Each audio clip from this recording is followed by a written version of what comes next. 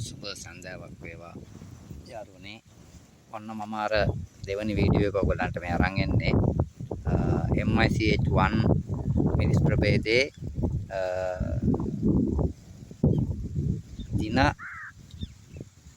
45ක වගාවක් තමයි දැන් මේ ඔබ දකින්නේ. මම ඔබට ඉස්සෙල්ලම දවසේ මුල් වීඩියෝ එකේදී පෙන්වලා දුන්නා අපි සති දෙකෙන් එහෙම නැත්නම් දවස් 14න් රිකිලි ඉවත් කරලා මුල් රිකිල්ල ඉවත් කරලා අපි රිකිලි ගන්න ඕනි කියලා.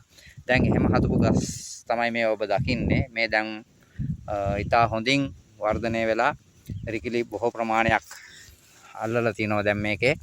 ඒ වගේම දැන් පුංචි රෑන් අල්ලගෙන ඉන්නවා. මල් තියෙනවා. තනි පැලේ තමයි අපි මේකේදී අත්අදා බැලීමක් විදිහට වගා කරේ.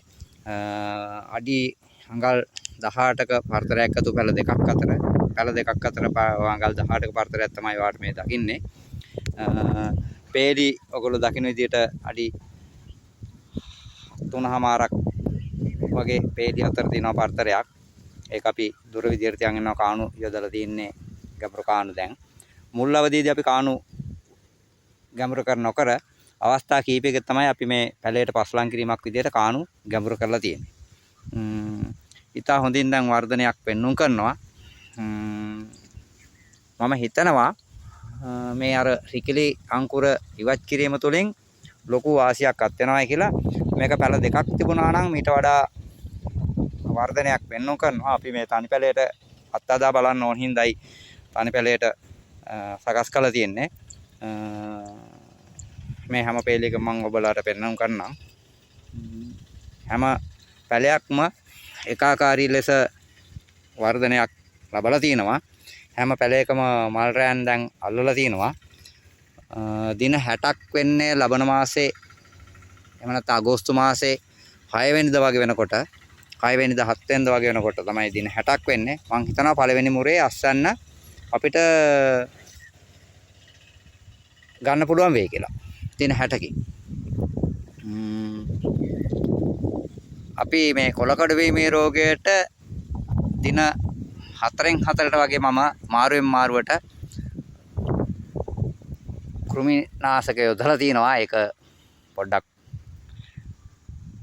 අපේ ගොවියන්ගේ පැත්තෙන් වාසිදායකයි. ඒ කියන්නේ යොදේ යුතු උනාට පාරිභෝගික පැත්තෙන් නම් ඒක අපි දන්නවා ඒක අවාසියක් කියලා. මොකද ඒක බොහෝ පාරිභෝගික අකමැති කෘමිනාශක යොදපු එළවලු සහ පළතුරු ආහාරයට ගන්න. නමුත් ඉතින් ලංකාවේ තියෙන ක්‍රමවේදයත් එක්ක කාබනිකව වවන්න අමාරු තත්ත්වයක් තියෙන්නේ. මේ පරිසර පද්ධතියේ තියෙන ගැටලුවක් දැන්ට තියෙනවා. ඔයගොල්ලෝ දන්නවා දැඩි නියඟයකට ලක් වෙලා තියෙන මේ ලංකාවේ දැන් අපේ ප්‍රදේශයටත් ඒ දැඩි නියඟය තියෙනවා. මාස ගණනාවක් තිස්සේ වර්ෂාවක් ලැබුණෙම නැහැ. ඉතින් මේ දැඩි නියඟයත් එක්ක මිරිස් වලට ඔයගොල්ලෝ හැමෝම දන්න කාරණයක් තමයි කොළකොඩ වීමේ තත්ත්වය නැත්නම් මයිටා ගහණය අධික වෙන එක. උෂ්ණත්වය වැඩි වෙන්න මයිට ගහණය අධික වෙනවා. අපි මේක ස්වාභාවික ගොවිපලක් විදිහට හදන්නේ. මේකෙදී අපි මල්ච් යොදලා නැහැ. ඒ වගේම වටේ ආවරණය යොදලා නැහැ. කිසිම ආවරණයක් නැහැ. මේ මම ඔයගොල්ලන්ට අර මුල් දිකුවා වගේ දැලක් විතරයි ගහලා තියෙන එකත් අර සත්තුන්ගේ හානි අවම කර ගැනීම සඳහා. මෙහි පොඩ්ඩක් ඌරන්ගේ බල්ලන්ගේ මොනරුන්ගේ හානි වැඩි.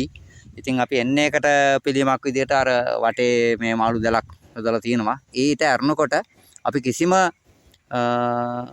මම බලාපොරොත්තු වුණා ඉරුඟු වැටක් යොදන්න. අර අධික පැවුමත් එක මට ඒක කරගන්න අමාරු වුණා. නැත්තම් ඉරුඟු හොඳයි. ඉරුඟු හොඳ වුණාට මම කල්පනා කළා මේ අවස්ථාවේ මේ අධික පැවුමත් එක්ක ඉරුඟු ගහටත් ඇදෙන සත්තු ප්‍රමාණය වැඩි නිසා ඉරුඟු ගාවත් මම නවත්තලා දැම්මා. අර දැඩි නියඟයත් එක්ක මිරිස් වගාවට එන බලපාන ප්‍රධානම ගැටලුවක් තමයි මයිට හානිය. ඒ මයිට හානිය සමගම සුදු මැස්සා ඊට අමතරව අපිට බලපාන මිරිස් වගාවේ දැඩි හානියක් කරන සත්තු තමයි ඔය මයිටා සමග සුදු මැස්සා මයිටා කුඩිත්තා පැලමැක්කා. ඒගොල්ලන්ගේ හානිය බොහෝ විට වැඩි වෙනවා. මොකද ඒගොල්ලන්ගේ වර්ධනයේ වේගය වැඩි, භූමියේ මේ වේගය වැඩි අඩු නියං කාලේදී. ඒක ඔයගොල්ලෝ හැමෝම අපි දන්න කාරණයක්. ඉතින් මේ දල්ල දිහා බලන්න. මේ දලු ඉතා ලස්සනට වවාගෙන තියෙන්නේ. මේ ක්‍රමවේදය මම අනුගමනය කරපින්දා මම සබන් වගේ දෙයක් යොදන්නේ නැහැ. සබන් බොහෝ පිරිසක් අපි සබන් ගහනවා. මේ ලික්විඩ් එක ගහනවා තියර ලික්විඩ් එක. ඒක මම යොදන්නේ නැහැ. මොකද මේක මේ කොළ වලට විස සහිත වෙනවා. ඒක මේ අධික පැවුමත් එක්ක ඒක යෙදුවොත් මේ කොළ වල පිච්චීමට ලක් වෙනවා. හොදන්න බෑනේ අපිට. ඒ වගේම තමයි මේ මල් හැලීමත් බලපානවා. මම ඒ හින්දා මේ ඇත්ත වශයෙන්ම කියනවා නම් කාබනික කුමිනාශක එදිල්ලක් කරන්නේ නැහැ. ඔය කොහොඹ තෙල් එහෙම යොදන්නේ නැහැ. මට ඒක කරන්න බැරි හින්දා මම යොදන්නේ කෙලින්ම කඩෙන් ගන්න කුමිනාශක. ඒක තමයි මගේ ඇත්ත කතාව. එහෙමනම් නැවතත් අලුත් වීඩියෝ එකක් කරනකම් දැන්ට මං හිතන්නේ ඇති කියලා හිතනවා. මේ තියෙන ඔයගොල්ලන්ට බලා ගන්න තියෙන වගාව.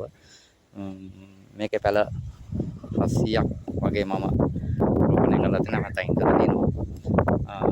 දැනට නම් කියන තරම් අවුලක් නැහැ. මං හිතනවා ඉතින් මේ තත්ත්වෙම පවත්වාගෙන යන්න පුළුවන් වෙයි කියලා. මම දින 4කට වරක් විතර මොනියම් හොක් විනාශකයක් එහෙම නැත්නම් සෝර අබමැක්ටින් ඇඩ්මයර් සන්මයිට් ගැන විශේෂයෙන් කියනවා. සන්මයිට් කියන්නේ මයිටනාශකයක්. ඒ මයිටනාශක බටුවට තමයි ඒක හඳුන්වලා දෙලා තියෙන්නේ. ඒ කුණාශකයක් විදිහට. නමුත් මම මේකට මිරිස් වගාටත් යොදලා බැලුවා. ඉතින් මයිට හානිය දැනට නැහැ.